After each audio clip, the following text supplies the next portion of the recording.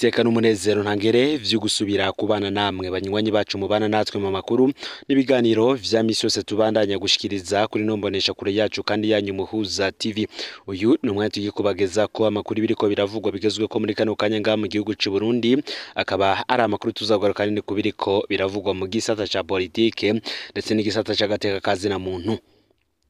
Turaza kugaruka ahanini n'ubundi kuri Mutama Petero Karaveri Mbonimpa twarabagejeje ko intahe igice ca mbere yijatangajwe na Pacifique ninahazwe. Muri iki gice ca kabiri turaza kurabira hamwe ibindi birimwo.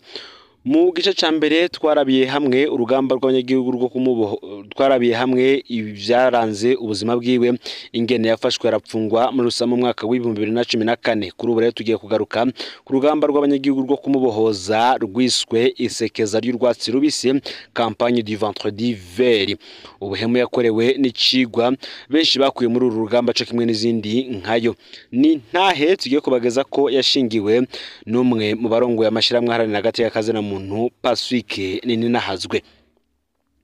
Nkuko twabagejeje ko mu gice ca mbere twabagejeje ko ingene Petero Karaveri Mbonimpa yafashwe mwijoro ubwo yariko yitegura urugendo rwo gusohoka hanze y'imbibe z'igihugu c'u Burundi, aho yari yitavye inama. Nibwo rero isaha 8 y'ijoro umwe mu bari barongoye amashirahamwe yigenga yahamagaye Pacifique ninahazwe amubwira ko Petero Karaveri Mbonimpa afatiwe ku kibuga c'indege ko bagomba guhura kuri police judiciaire ariho bamujanye. Ibi nico gihe ntivyari vyoroshe kuko kwigenekerezo ya 16 ukwezi kwa gatanu umwaka w'2014 Petero Karaveri Mbonimpa yajanwe kuri parike ya meri ya Bujumbura. Aho rero niho abantu benshi bagiye kumushigikira, harimo abarongoye amashiramwe yigenga ndetse n'abari bahagarariye ibihugu vyabo ngaha mu gihugu c'u Burundi. Nibwo rero ingingo y'incamugongo ico gihe yahavuye isohoka kuri iyo genekerezo ya 16 ukwezi kwa gatanu umwaka w'2024 yavuga ko Petero Mbonimpa ajanywe mwibohero rikuru rya Mpimba. Iri pfungwa rya Mbonimpa yari inkuru y'incamugongo ku barundi benshi. Abanyororo bo mu Burundi bo bari babozejwe ryahora ribavugira. Abarundi barenganywa bari baswe intwari itarya umunwa ndetse n'abarenera agateka kazina muntu nabo bari baswe kiremesha ico gihe. Reka rero muri kano kanya tubibandanize kwisekezwa ryiswe uwa gatanu urwatsi rubisi, campagne du vendredi vert.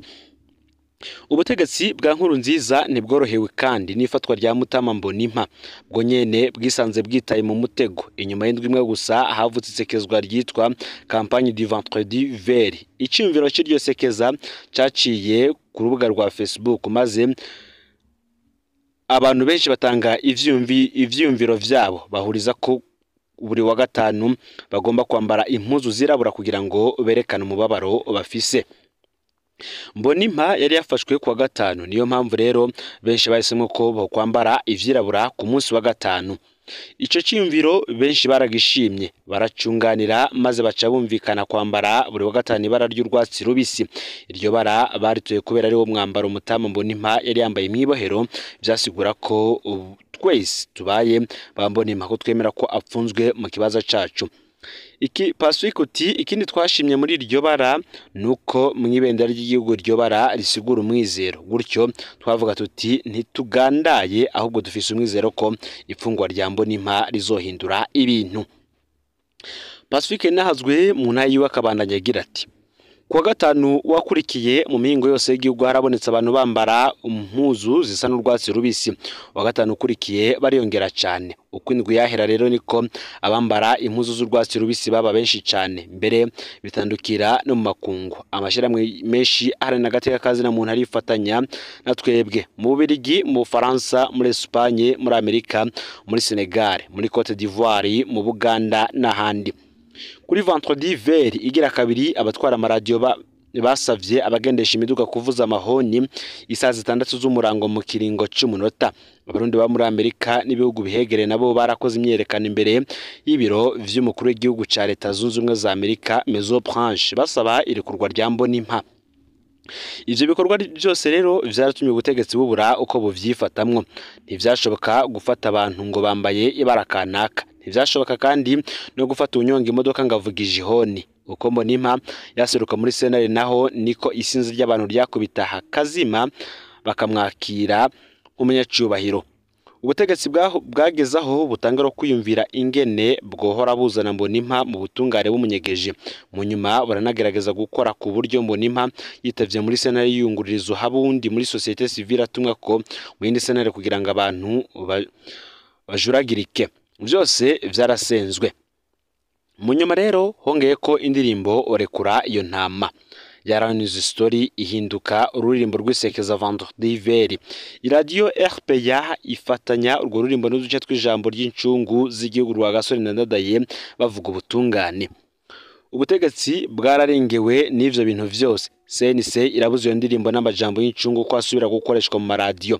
Ubutegetsi aho bwisanze butagishobora gukoresha umutego w'ubwoko kuko nk'uko bwari bubimenyereye kubera Mbonimpa yari umutu kandi yarazwi ko yatotejwe n'intwaro za kera kandi ko yari yarafashije abasendede FDD. Aha rero Pacifique ninahazwe mu ntahe yiwe abandanya ku gice c'ubuhemo. Kugenekerezo ya 25 ukwezi kwa gatanu murantungi kugenekerezo ya 26 ukwezi kwa gatanu umwaka w'2014 ku mugoroba umwe mu barongo y'amashiramwe yigenga yarampamagaye. Uyu ni Pacifique ninahazwe atwiganira ambwira ko umuhanuzi mukuru w'igihugu ajejwe kumenyesha amakuru w'Irinyamitwe yifuza ko tubonana kugira tuvugane ivyambo n'impa. Pacifique uti twebwe twafata ko Nyamitwe ari we yize ubuhinga bwo guta mu mutego mutama Mbonimpa. Twari benshi yaramaze kugerageza guta mu mitego nk'iyo.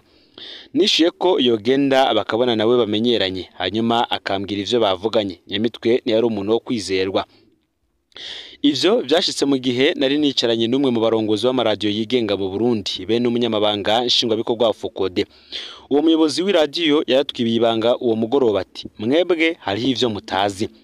Urya muntu akorana n'ibiro vy'umukuru w'igihugu. Ni kenshi Muhammad yavuga ko akayavuga mu maradiyo hanyuma akaca aja mu baserukira ibihugu vyabo mu Burundi kugira ngo yumve iryo bagona. Kenshi rero haba hariho umwambasaderi ubutegetsi bukeneye kumenya ko atazuhava abuze imfashanyo kuza kandi urya muntu avuyeyo ibiro vy'umukuru w'igihugu bica birungika uja gutera ubwo ambasaderi ko ahirahiye akabuza iyo mfashanyo bazoca mwirukana mu Burundi. Murazi ko uwirukanywe nawe atabazi ko asubiye iwabo azoronka ikindi gihugu arungikwamwo. Pacifique uti tuvyumvise twarumiwe ariko kumwe nemera ikintu ntiboneye nibaje ko ari ukwinuba uwo mukuru w'ishiramwe ryo muri societe civile naho uwo muyobozi w'iradiyo nari ndamwizeye sinashobora kwemera ivyo bintu ntavyiboneye n'amaso yanje. Nararindiriye ko wa muntu ambwira ivyo yavuganye na Irinyamitwe ndabura ariko kuwa mbere mu gatondo genekerezo ya 29 Rusama umwaka w'2024 niho yampamagara aramenyesha ko aronse umubonano kuserukira kimwe mu bihugu vya Buraya mu Burundi. Yarasabye ko tujana ndabimwemerera. Tugezeyo nagiye numva wa muntu avuga ngo twari tuje kubabwira aho dosiye ya Mbonimpa igeze. None Pacifique abikurikiranira hafi nababwire. Ako kanya naratangaye kubera atari yambwiye ivyo yavuganye na Nyamitwe. Narafasha akanya gato cyane ndibutsa ko ivyashikiye Mbonimpa twese tubizi ncasaba mugenzanje nyabona ko yoduha ivyavuye mu mubonano yagiranye na Irinyamitwe. Icyo yatubwiye nuko leta yari yiteguriye kurekura Mutama Mbonimpa ariko ko hariho ivyo yadusaba ko Mbonimpa arekuwe ataca avugira mu maradiyo ijambo ry'intsinzi ngo ararekuwe ko Mbonimpa asaba imbabazi akavuga ko yihenze mu kuvuga ko imbonerakure ziriko zirakora imyimenyerezo ya gisirikare ko Mbonimpa aheba gusubira gukurikirana ibijanye na Kirebahondezi ko Mbonimpa kandi ahagarika kuza aravugira mu maradiyo ibijanye n'agateka ka muntu.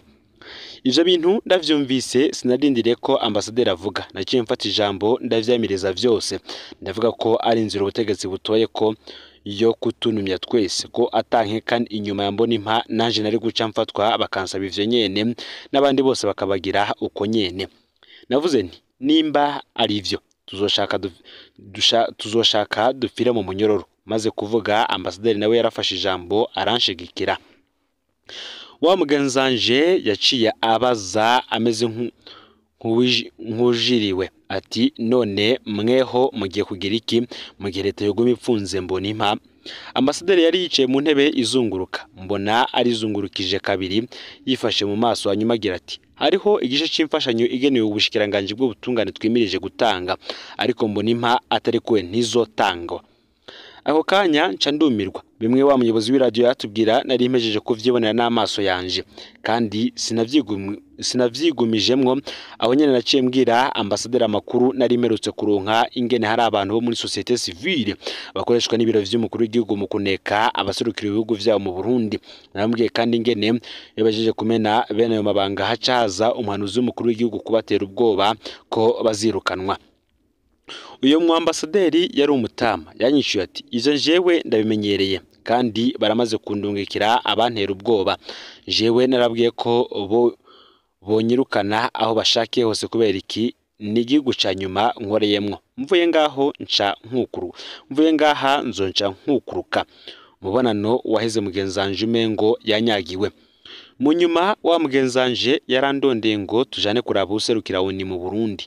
Parfait Onanga Anyanga. Twaragiye ico gihe vyaraboneka ko mugenzanje akeneye kumenya nimba onizohava yemeza ko hari imbonerakure ziri muri Kongo. Mwibuke ko onifise ingabo muri Kongo ziri muri Monisco, biroroshe rero ko zimenya imihari yose ifise ibigwanisho aho mu buseruko bwa Kongo.